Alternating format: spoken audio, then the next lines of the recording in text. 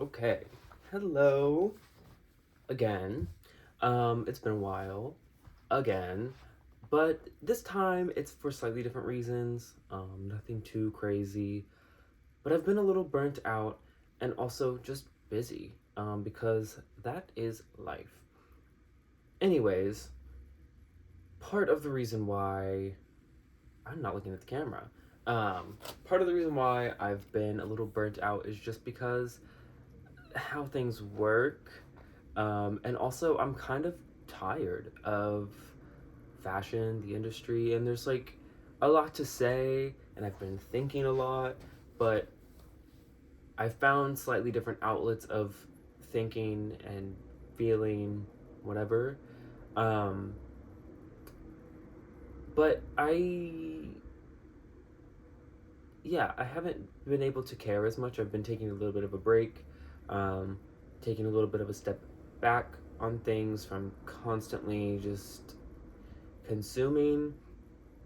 And I will explain further in the video. Yeah. Anyways, I'm literally recording this on my phone. Hopefully, it looks fine. But I'm recording it on my phone, and I'm barely gonna do anything. I just want this to be very talkative video, and I feel like that's the ethos of what I'm saying in the video. So let's really just get into it. I don't want to explain too much. Um, yeah. So in recent months, I've gotten really, really tired of the system of fashion and um, the constant consumption and production of fashion. It's something that in 2020 we heard everyone talking about. We're gonna go seasonless. We're gonna do this better and blah blah blah, and not do so much. And a year later, it was completely different again. Completely back to normal. Back to the pre-fall resort. Blah blah blah blah blah, blah, blah, like 4 seasons a year for these big houses. Um, and I think what really sparked my despise of fashion again, not despise, but what really sparked my distaste for it, I guess, was the Gucci Women show. Um, the new creative director, Sabato DeSarno, just I don't care. It didn't hit. It wasn't that great for me. The men's show was better, but whatever. I just like can't care about this extremely commercial fashion. Um, I understand that it's good quality clothing, and that's kind of the point. We don't need to all look like extreme, avant garde people, but it's hard to care as much when you're seeing very uninteresting things go down the runway. Um, anyways, also, recently I've been thinking a lot about how we consume in order to produce. Um, and I think that's what's really just stuck in my mind lately. And that was brought upon the Margiela show, the most recent Margiela show that was like in January, like last month, almost a month ago, for haute couture week. The I don't even know what the season was. Fall winter artisanal season. Um, that show was so gorgeous, and I loved the show. I loved the production of the show. I loved how it was done. The makeup, of course, was done by Pat McGrath. John Galliano is the creative director, or whatever his official title is there. Um, and that's not a problem. I don't think that show was a problem. That show actually had me in awe. I think it had a lot of people just sitting down, watching it over and over again. I've watched it probably 4 times now. Um, the show was gorgeous. The way it's done, the models, the clothes were really great too. And the haute couture week this season was really great. I loved being able to watch it. Simone Rocha, I don't know why I can't speak today. Simone Rocha at Jean Paul Gaultier was beautiful. Um, Schiaparelli was really fun, really gorgeous. John Galliano. There was another one I just can't think of what it was. I'll probably think of it. But there was a lot of really good haute couture shows. Um, and I was actually really enjoying the week. I was watching the shows, I was able to keep up, and it's also just a slower paced week. There was menswear right before, which is like also pretty slow paced, and then now this week we're actually in New York Fashion Week. We're kind of in the middle towards the end of it today, and I can say I haven't kept up at all. I've watched one show. I watched the Sandy Liang show, and that's just because I really like Sandy Liang, and that's the only reason. I watched the Instagram live for a few minutes, and that was it. I have not put any time into this fashion week because I've just had to take a step back. Um, and the reason why the Margiela show really pushed me to that point is because I got back on TikTok, which is like the worst thing. That's the reason why it got worse. But also, you see it everywhere. And people were kind of lashing out at Pat McGrath because she was gatekeeping the product she used to make the perfect glass skin, like that doll skin for the porcelain doll kind of makeup for the for the looks in that show. And I find it weird when people start demanding that like a professional give out every product that they use, especially because it's not like she's a YouTuber. Like, she's not a beauty YouTuber who does all this stuff. And, you know, even then, people don't like demand, well, they do, but people aren't like ravishing and going crazy for this one product in order to make a skin look. And I found it really weird because it's not a wearable look. It looks kind of crazy, and in a good way. It looks really beautiful, I will say, but it was really unfortunate because it immediately started getting taken outside of the context of the show, and it immediately started getting taken for itself. And once people started finding out different ways to do it, because people immediately started saying this is what she used or this is what she used, figured it out from, you know, whatever they figured it out from, and started recreating these looks. And while I'm not mad about inspiration, I think inspiration is great. I think fashion inspiration, especially with beauty is something that is so easy to be inspired by because you can recreate it and everyone's going to look a little bit different.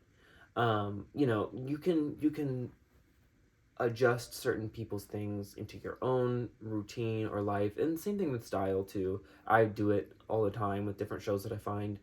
You can incorporate things into your own and make it your own, while also understanding where it comes from. And with the Pat McGrath look, I think it just really, it became a content mill, you could say, that just, it got tiring. It got exhausting to see because every makeup video on TikTok, on Instagram, even on YouTube was recreating Pat McGrath's viral blah blah blah. Like, and it was the same. The thing that pissed me off was it was the same four looks from like the same TikTok, like a screenshot from the original TikTok that put the looks, same ones, because it was the same text for every single video, and then a person kind of having their face in it, and then making a style of that makeup. And it's not bad, again, to be inspired. And it's not bad to have some form of like, oh, I really like this, and so let me try to like recreate it a little bit on my own with what I have. Or, you know, I might have to get like a couple things, you know, let's go for it. I think DIY fashion is amazing. I think it's really fun. I've done it myself. Again, I've definitely done it. But I've done it with things that I have or can easily like just get. But when you see people going out and buying airbrush machines and this like face mask and doing all this stuff for a viral TikTok to recreate someone else's look almost exactly, it's weird to me. And I started thinking, and my head works strange, so I immediately connected it with, you know, the horseshoe theory, that it's a political theory, but it's basically like you can go so far one way, like no matter how far you go down, at some point you meet in the middle a little bit, like you're closer to one side than the other. And it's realistically having to do with political ideologies, and as far left you go, you end up getting closer to how far right you are. But in my head, I was thinking of it in our extreme hypercapitalist consumer society, that we've gone so far consumerist and we want to consume, that we then turn out to be the producers. And especially with social media, I think we've become so innately producers of ourselves and of other things around us, that we can't just sit back and consume. Um, and that was what really made me start to sit back kind of in my own consumption of media around fashion. Um, and I'm not, sorry for the noises, but I'm not like going into it super in depth. I've had conversations with friends about this. Like, I literally had an hour conversation with a friend. I've had a conversation with another friend pretty long about the idea of consuming so much and then turning to produce something from it or recreate something from it. Um, and it was funny because my one of my friends was like, aren't you kind of doing that if you want to make like a video about this? And I guess why I think I responded with like, well, I'm not doing it in order to just like have a viral moment. I'm really not doing this type of viral moment. I'm doing this trying to just put my thoughts out there and potentially have conversation or a connection with somebody else who's feeling this way in terms of fashion. But um I do think that a lot of people, especially like content creators, and now that so many people are content creators or can be content creators, or so many people have access to this world, or this like the world of fashion and the world of beauty, because there's a constant um just inundation of the content. We're able to consume so much.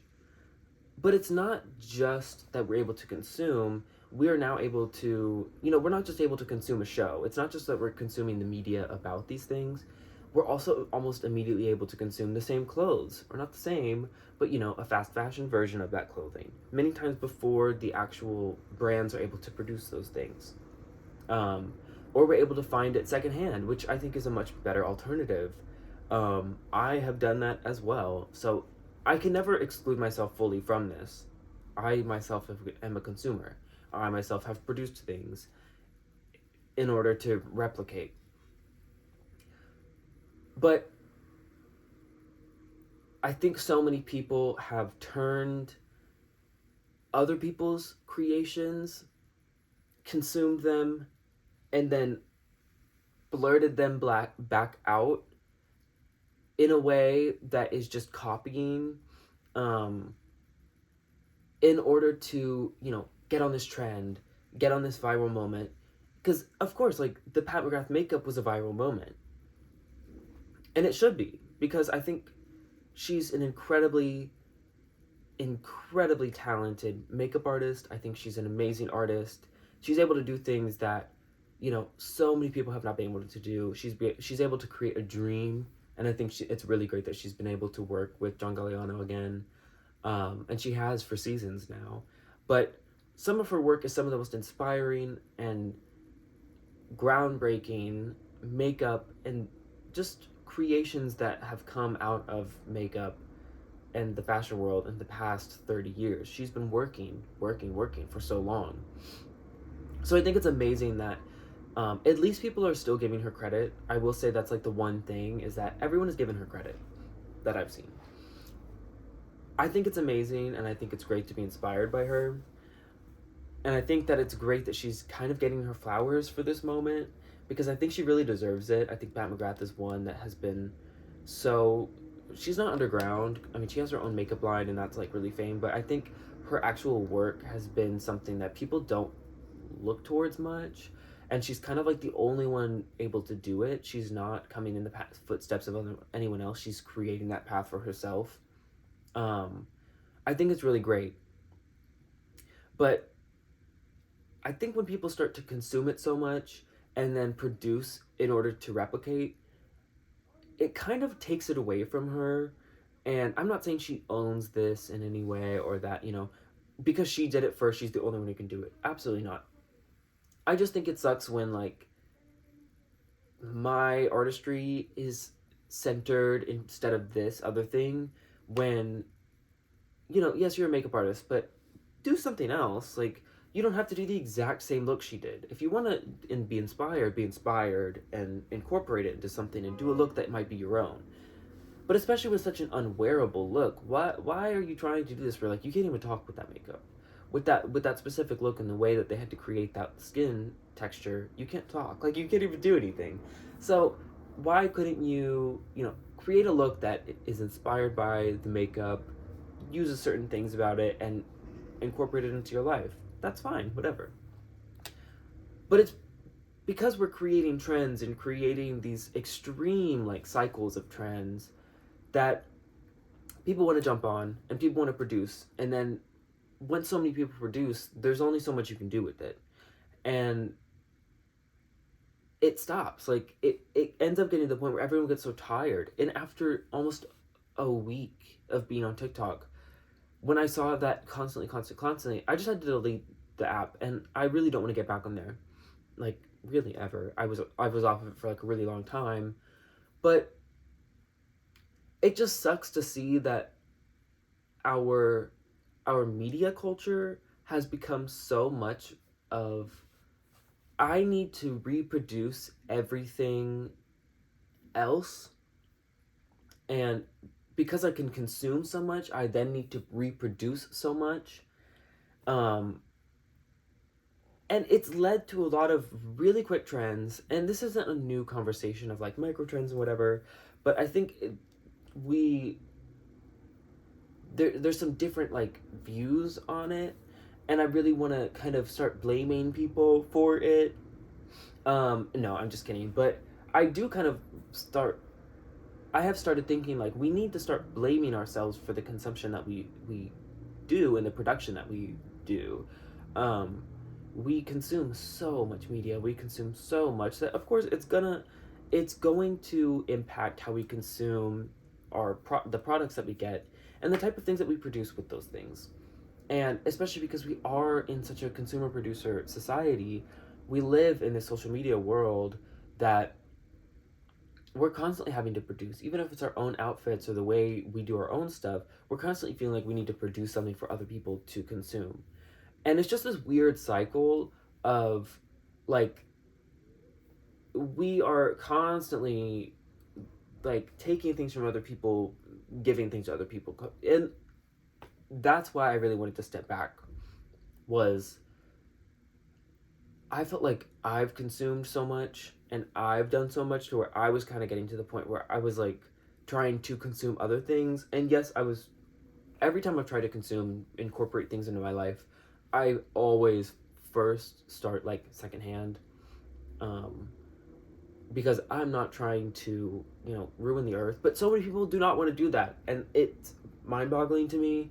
But I don't really want to come off with an air of, like, this sort of elitism when it comes to, like, being a little bit more concerned with it. But I just find it really strange that so many people are able to just, like, not care, or just are uninformed. That is another thing. That is unfortunate, but I always do try to find something secondhand, incorporate it into my life, because most of the stuff that we can incorporate into our lives is not this brand new idea. And that's why I think, like, makeup is something easy to incorporate into our lives, is because if you have a certain, like, makeup palette or whatever, I'm kind of speaking out my ass here, but you can incorporate things a lot easier with one or two products. Even if it is, like, a really polluting industry, you might have something that you can do something with, or just do completely differently and get a same effect. And I think that's a good thing. Again, it's great to be inspired, but when are we going to stop constantly feeling the need to produce something as a trend? And that's just really where I've been stuck. we've seen so many of these things. Like bows is kind of one where I love the idea of it. I mean, I have things that I've done it with. I love the idea of like having something just little that you can incorporate that's not this big thing. Like it's not like you need to overhaul your wardrobe. But sometimes it just feels really disingenuous when you know it's a trend, you know that it's just coming up from anywhere, and it's not even looking at like the people who are doing it. Like with the bows, I think of like Sandy Liang or like some other people, but Sandy Liang I feel like is just a really big like bow person and why it got really, really popular. But you start seeing complete things coming from this, and you know, like people are gonna get tired of this and then leave it in the wayside, and then it kind of leaves these other people back in the wayside. And that's how I feel about the Pat McGrath thing. Is like there's a lot of people who are inspired by this thing and then never go into any research about this person, or are never going to get any further inspiration from her, even though there's like 30 years of her work that we can go off of. And that's just what sucks to me.